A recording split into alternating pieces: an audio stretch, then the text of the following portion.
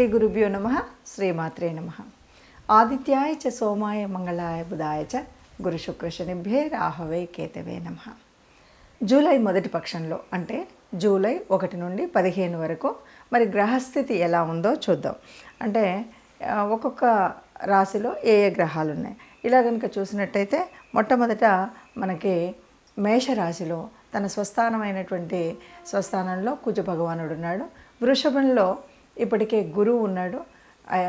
ఈ గురువు ఇలాగే ఉంటే మనకి మొదటి పక్షంలోనే చిట్ట చివరిలో 12వ తారీఖు కుజుడు గురువుతో కలుస్తాడు.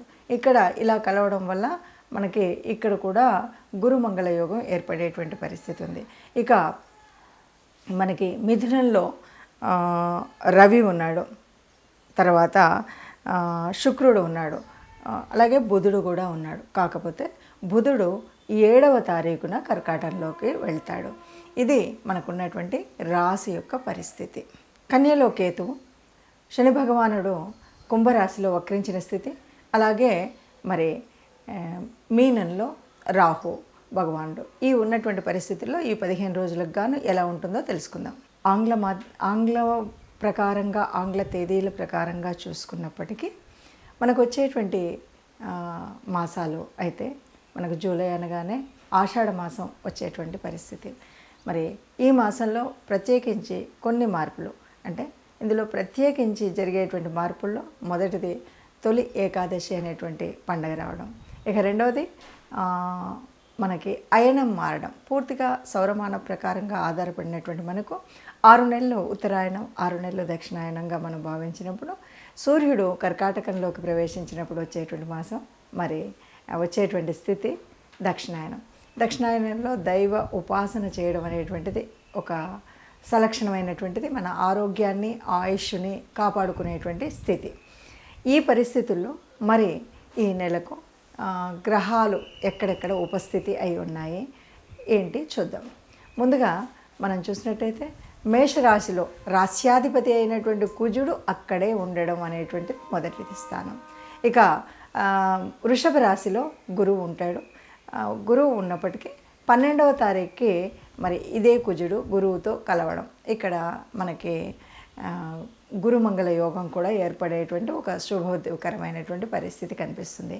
ఇక తదుపరి మిథునంలో రవి, బుధుడు, శుక్రుడు ముగ్గురు ఉన్నారు. ఈ ముగ్గురు ఒక్కొక్కరు మారుతూ ఉంటారు. అంటే 17వ తారీఖున మనకు రవి కర్కాటకంలోకి ప్రవేశిస్తాడు. ఇక్కడే మనకు దక్షిణాయనం ప్రారంభమవుతుంది. అలాగే బుధుడు 7వ తారీఖున, శుక్రుడు 20 తదుపరి, ఇలా ముగ్గురు కూడా కర్కాటకంలోకి ప్రవేశించేటువంటి పరిస్థితి. ఇక కేతువు కన్యలో ఉన్నారు. శని భగవానుడు మరి తన స్వక్షేత్రమైనటువంటి కుంభంలో వక్రగతిలో ఉండడం మనకు తెలుసు. ఇక మీనరాశిలో మరి రాహు ఉన్నాడు. ఇది మనకు కనిపించేటువంటి గ్రహస్థితి.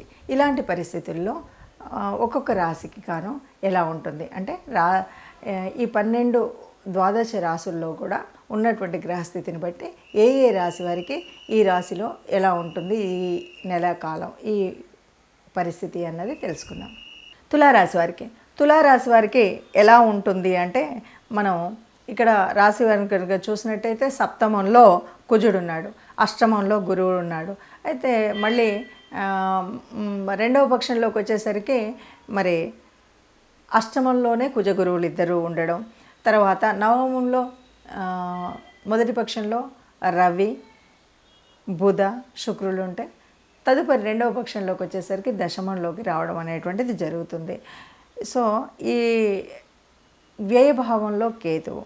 ఇలా ఉన్నటువంటి పరిస్థితుల్లో ఎలా ఉంటుంది తులారాశి వారికి అంటే ముఖ్యంగా తులారాశి వారికి జూలై మాసంలో మీరు అనుకున్నటువంటి ఏదైనా ఇంతకుముందు ఏదైనా ఉంటే చేయాలనుకుంటే మీరు ప్రయత్నం చేస్తే తప్పనిసరిగా కార్యసిద్ధి అయితే జరుగుతుంది. ఏ ప్రయత్నం చేసినా అందులో పూర్తిగా విజయం సాధించేటువంటి పరిస్థితి ఉంటుంది. అంతేకాదు విద్య, వృత్తి, ఈ రకంగా వ్యాపారాల్లో ఏదైనా చేయదలుచుకున్నటువంటి పనులు కరెక్ట్గా మనం ఒక యోజన ప్రకారంగా చేయగలిగితే తప్పనిసరిగా ముందంజ వేయగలుగుతారు, విజయం సాధించగలుగుతారు. అంటే విద్యార్థులు ఎవరైనా చదువుకోవాలనుకునేటువంటి వారు వారి చదువుల్లో ఉన్నతమైనటువంటి శ్రేణిలో రావడానికి అవకాశం ఉంటుంది. పెద్ద చదువులు చదువుతున్నటువంటి వారు కాలేజీల్లో వాటికి వెళ్ళేటువంటి వారికి ఇది కాలేజీ సమయం, స్కూళ్ళల్లో వెళ్ళేటువంటి సమయం కాబట్టి మీకు మీ అదృష్టవశాత్తు మంచి వాటిలలో మీరు ప్రవేశం పొందేటువంటి అవకాశం ఉంటుంది. విద్యలో మంచి గురువులు లభించేటువంటి అవకాశం ఉంటుంది. దానివల్ల ముందుకు చక్కగా వెళ్ళగలుగుతారు. అట్లాగే మీరు ఏదైనా లక్ష్యం ఉంటే ఆ లక్ష్యాన్ని సకాలంలో పూర్తి చేసుకోగలుగుతారు. నేను ఇది చేయాలనుకున్నా అంటే మనం కొన్నిసార్లు ఏమనుకుంటామంటే ఇది చేయాలి, ఈ పుస్తకం చేద్దాము, ఈ పుస్తకం రాద్దాము, లేకపోతే ఇట్లాగా ఒక్కొక్కరికి ఒక్కొక్క ఆలోచన ఉంటుంది. ఈ పని చేద్దాము, ఈ ఇల్లు కట్టిద్దాము ఇలా అనుకుంటాం. కానీ దాన్ని ఆలోచనని మనం గనక కార్యరూపంలో పెట్టడానికి చాలా సమయం పడుతుంది నిజానికి. కానీ ఈ రాశి వారికి ఈ సమయంలో ముఖ్యంగా వారు ఏది చేద్దాం అనుకున్నారో ఆ సమయాన్ని ఆచరణలో పెట్టడం అనేటువంటిది బాగా సుసాధ్యం అవుతుంది. తప్పకుండా మనం అనుకున్న పని అనుకున్నట్టుగా ఎంబటే దాన్ని కార్యరూపణ దాల్చేటువంటి అవకాశం అయితే ఈ రాశి వారికి ఉంది. అలాగే మనం చేసినటువంటి పని వల్ల కూడా ఎప్పుడు కూడా మనం పనులు చేయడం అనేటువంటిది బాగుంటుంది. కానీ పని చేసిన తర్వాత ఎవరైనా అభినందిస్తే, ఎవరైనా మెచ్చుకుంటే చాలా చేసినటువంటి శ్రమంతా మర్చిపోతాం కదా. ముఖ్యంగా ఈ రాశి వారికి ఇలా నలుగురి మన్ననలు పొందేటువంటి అవకాశం ఇక్కడ కనిపిస్తుంది. ఆ మన్ననల వల్ల మానసిక ప్రశాంతత దొరుకుతుంది, ఆనందం దొరుకుతుంది. దానివల్ల ఇంకా కొత్త ఉత్సాహంతో ముందుకు వెళ్ళేటువంటి పరిస్థితి కనిపిస్తుంది. కొత్త ఉద్యోగాల్లో చేరాలి అని అనుకునేటువంటి వారికి, లేదా ఇప్పటికీ ఉన్న ఉద్యోగాలైనా కొత్త ఉద్యోగాల్లో చేరే అవకాశం అయితే ఇక్కడ ఈ రాశి వారికి కనిపిస్తుంది. ఆర్థికంగా ఎలా ఉంటుంది అంటే స్వయం సమృద్ధిగా ఉంటుంది. మీరు సంపాదించుకున్నది మీకు కావలసిన దానికంటే కాసింత ఎక్కువే ఉంటుంది.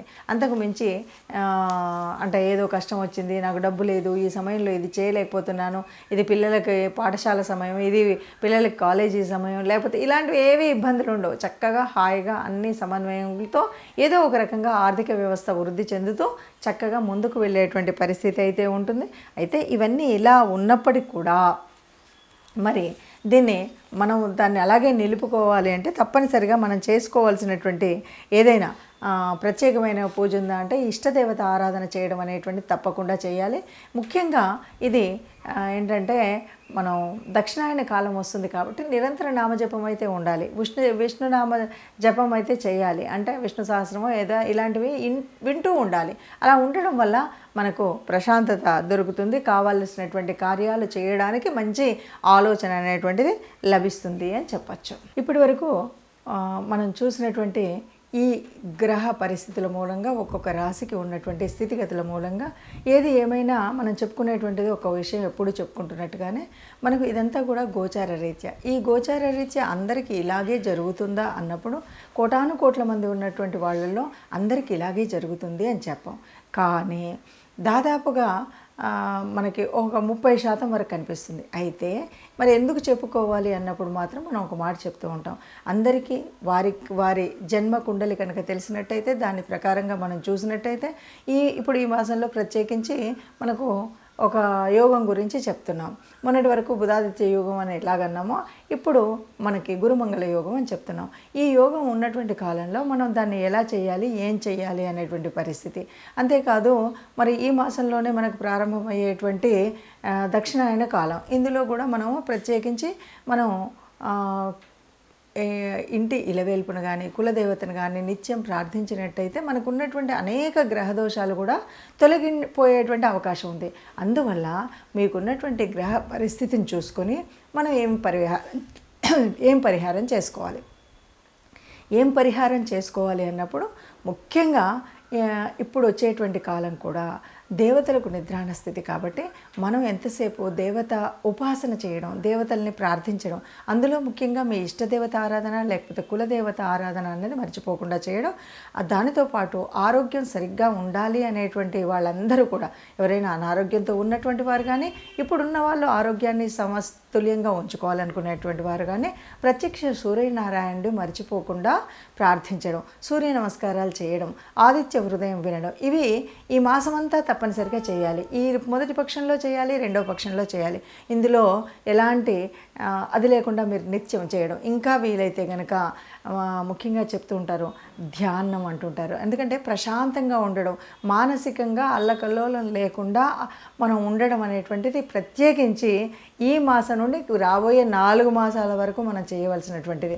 ఎందుకు అంటే ఇక్కడ మనకి దేవతలందరూ కూడా నిద్రలోకి వెళ్తున్నారు అంటారు. అంటే ముఖ్యంగా స్థితికారకుడైనటువంటి విష్ణుమూర్తి నిద్రాణంలోకి వెళ్ళేటువంటిదే మనకు శయన ఏకాదశి. మరి ఇక్కడ నుండి అంతేకాదు దక్షిణాయన కాలం, ఇక్కడ అంతా కూడా సూర్యుడు భూగోళానికి దూరంగా వెళ్తాడు కాబట్టి, సూర్యుడు తాను ఇచ్చేటువంటి శక్తిని ఇవ్వడు కాబట్టి, మనకు అనేక రకాలైన అనారోగ్యాలు వచ్చేటువంటి సమయం కాబట్టి మనం ఈ పని చేస్తూ కొన్ని రెమెడీస్ మనకు అందులో ఎలా ఉన్నా, మంచి చేసినా చెడు చేసినా, గ్రహాల స్థితి ఎలా ఉన్నా కూడా కొన్ని రెమెడీస్ అయితే చేయాలి. ముఖ్యంగా విష్ణు సహస్రనామాన్ని వినడం, దాంతోపాటు గోశాలకి వెళ్ళడం, గోవులకి గ్రాసం తినిపించడం, ఇలాగే దానం, అలాగే మనం ఎప్పుడు కూడా ధ్యానం, ఈ రెండు కూడా ఈ 4 ఏళ్ల కాలానికి ఇది ఒకే రెమెడీ అండి. మనకు చేతనైనంత దానం చేయడం, ఏదైనా సరే ప్రశాంతంగా ఉంటూ ఇష్టం వచ్చినట్టుగా ఎక్కువ తక్కువగా మాట్లాడకుండా ఉండడం అనేటువంటిది మంచి రెమెడీగా మనం చెప్పుకోవచ్చు. ఈ రకంగా మనం చేసినట్టయితే అందరం సుఖంగా ఉంటాం, అందులో మనము ఉండాలని ఆశిస్తూ సర్వే జనా సుఖినో భవంతు.